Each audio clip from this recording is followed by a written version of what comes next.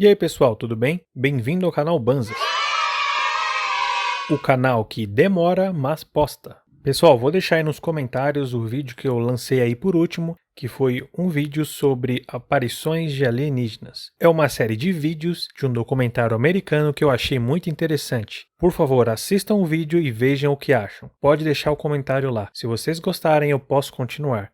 Mas obviamente, Oak Island continua aqui. E falando nisso, segue a vinheta.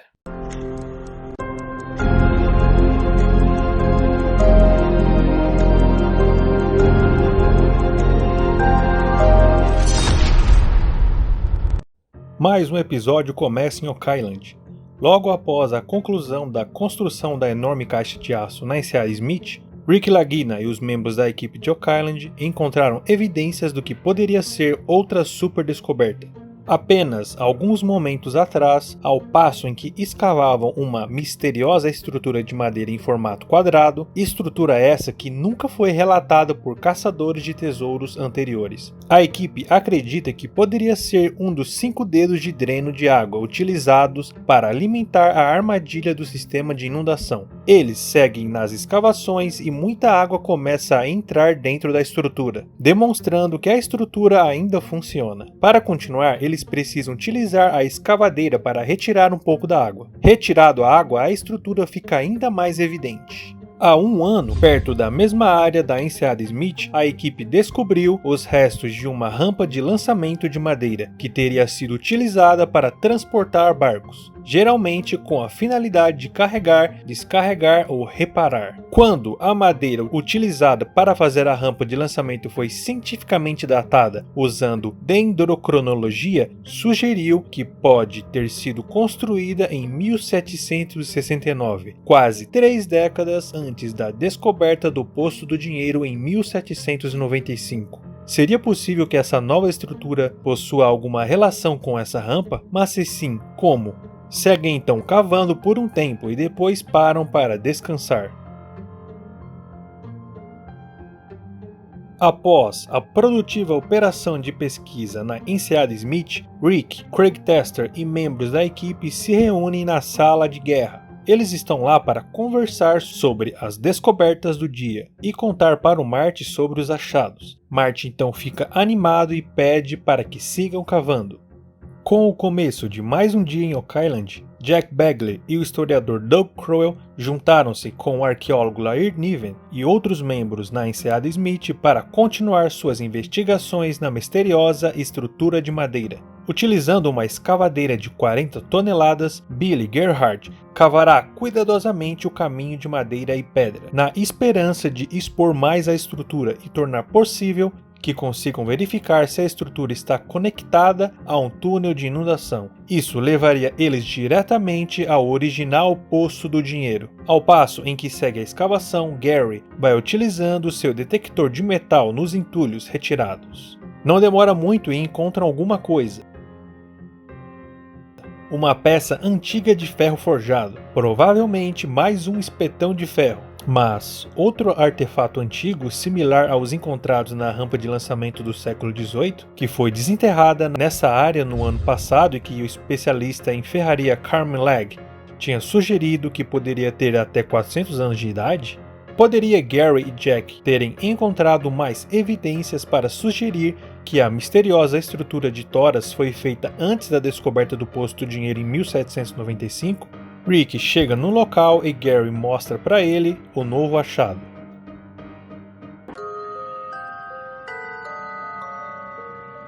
Após um dia de trabalho na enseada Smith, os irmãos Marty e Rick Lagina, juntamente com a equipe, encontram-se com o pesquisador de Oak Island, Corjan Mall, na sala de guerra. Corjan recentemente intrigou os Laginas com uma teoria de que um artista francês usou suas pinturas para plantar pistas sobre a localização do tesouro em Oak Island.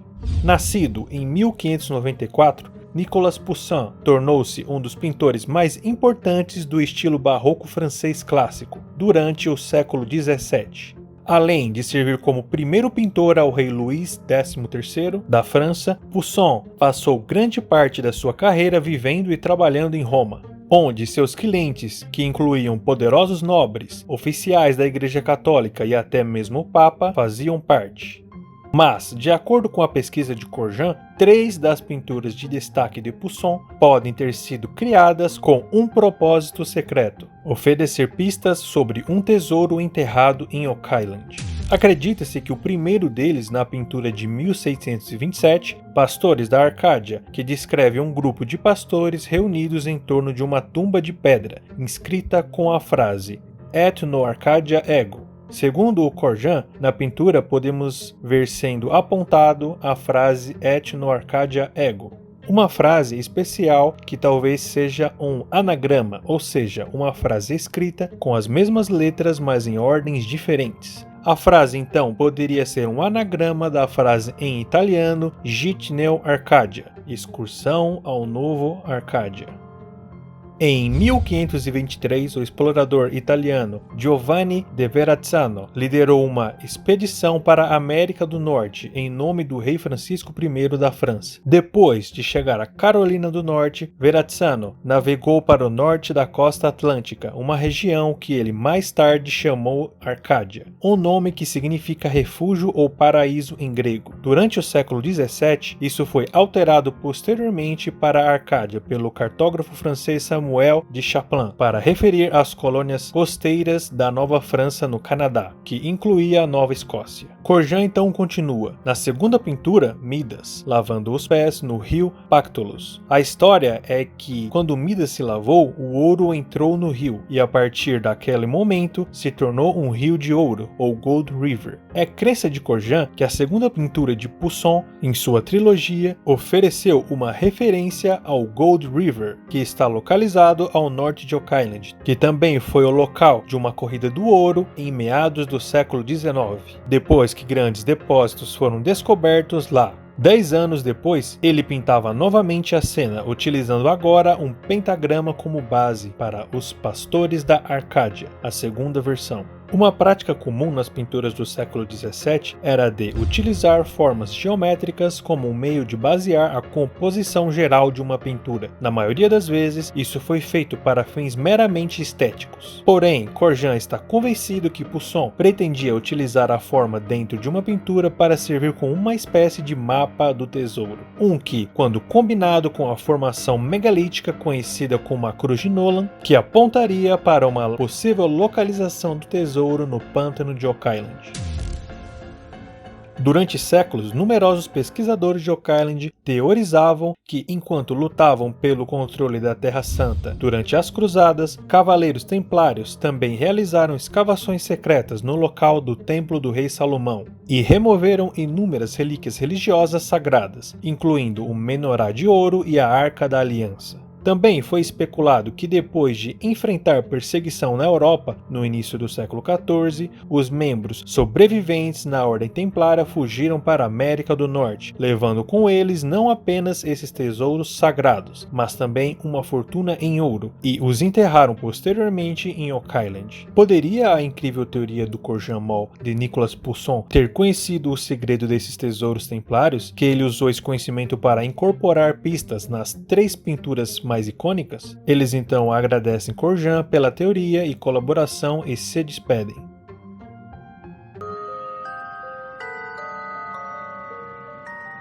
Um dia após a reunião da equipe, Jack Bagley e Gary Drayton continuam cavando dentro da estrutura de madeira em forma de caixa na enseada Smith, na esperança de encontrar evidências de uma lendária caixa de pedra. Enquanto isso, no pântano em forma de triângulo, Rick Lagina e o topógrafo Steve Guptill e o mergulhador local Tony Sampson, juntamente com os especialistas em radares de penetração no solo Dan Johnston e Steve Watson, estão lá curiosos para descobrir se os possíveis locais de tesouro que o Corjan identificou no pântano valem a pena de se investigar ou não. Embora Rick e Marty tenham conduzido extensos testes sísmicos em todo o pântano no ano passado, ao qual revelou uma anomalia de 60 metros de comprimento, agora eles estão esperando que essa varredura adicional possa ajudar a definir melhor os alvos e testar de uma vez por todas a teoria do Corjan Mall. Eles novamente vão utilizar o radar GPR, porém, para aplicar essa tecnologia no pântano, a equipe precisa fazer a varredura utilizando um barco com a ajuda do Tony Johnny Sampson. Enquanto isso, Rick Lagina e Steve Guptill vão guiar a equipe ao longo de um padrão de grades sísmicas usando cordas. E ao passo em que começam a analisar as águas, uma anomalia a 3 metros de profundidade é encontrada, medindo cerca de 6 metros de largura. Ela é encontrada próxima a um dos locais identificados por Khorjan Mall. Poderia isso estar conectado à grande anomalia em forma de navio que foi descoberta pela varredura no ano passado? Ao passo em que as buscas com o radar continuam, Alex Lagina junta-se com os outros membros do time na enseada Smith, enquanto eles continuam pesquisando dentro da misteriosa estrutura. Continuam olhando e parece que algo que poderia ser uma plataforma aparece. Poderia essa estrutura de madeira em forma de eixo possivelmente estar conectada ao lendário sistema de inundação da ilha e estar escondendo uma estrutura muito mais profunda do que a equipe pensava? Se sim, até onde vai? E o que poderia estar em seu fundo? Porém, embora Rick Lagina esteja ansioso para continuar investigando a misteriosa forma, ele está preocupado com a exposição completa da área, que exigiria cavar um buraco muito mais profundo e maior do que o esperado, aquele que restringiria o acesso da equipe para a área de saída. E o Rick então prefere seguir no foco de procurar para onde a estrutura vai. Um dia após a equipe interromper os esforços na enseada Smith, uma equipe retorna suas atividades na operação de perfuração na área do Poço do Dinheiro. Tendo encontrado recentemente o conhecido Shaft 9, eles estão utilizando sua localização, juntamente com mapas no esforço para encontrar o Shaft 2. Esse foi o shaft cavado pelo Daniel McGuinness e seus parceiros em 1805, enquanto eles procuravam uma porta dos fundos para o Poço do Dinheiro, que permitiria que fosse evitado o acionamento dos túneis de inundação.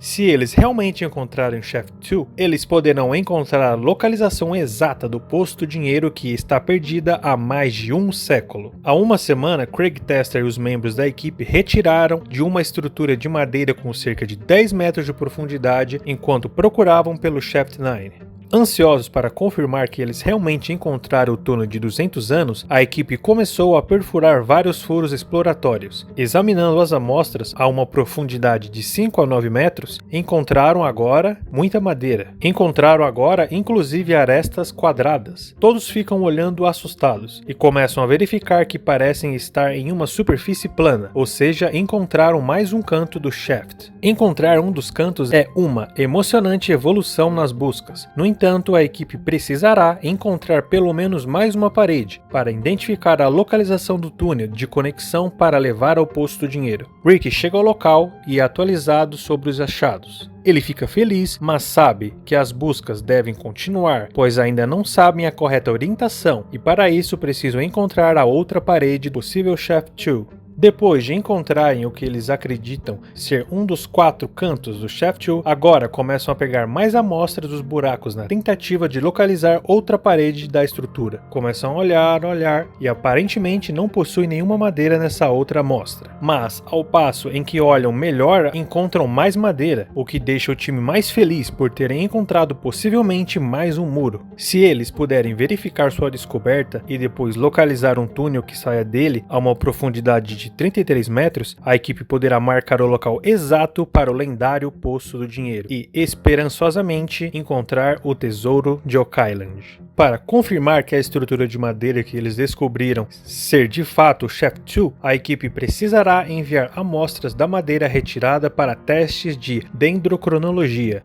também conhecido como datação em anel de árvore. A dendrocronologia é um método científico utilizado para estudar o tamanho e o padrão dos anéis de crescimento da madeira, que se desenvolvem à medida em que a árvore cresce ao longo de sua vida. O processo pode determinar com precisão não apenas a idade da madeira, mas quando ela foi cortada para a construção. De volta à sala de guerra, uma semana após o envio da amostra de madeira coletadas na área do Poço do Dinheiro, eles estão lá na sala ansiosos para descobrir os resultados relativos a essa madeira, que eles acham que é o Shaft 2. E os resultados indicam que a amostra de madeira é pertencente ao ano de 1796. Todos então ficam surpresos e felizes. Em 1805 foi o ano que o Shaft 2 foi construído, então essa data se encaixa perfeitamente. Uma palavra só define o que a equipe está sentindo: sucesso. Todos ficam rindo à toa. Os resultados indicam que a estrutura de madeira que a equipe desenterrou no local do posto dinheiro realmente é o Shaft 2. Agora, eles devem ser capazes de identificar o local exato do misterioso posto dinheiro descoberto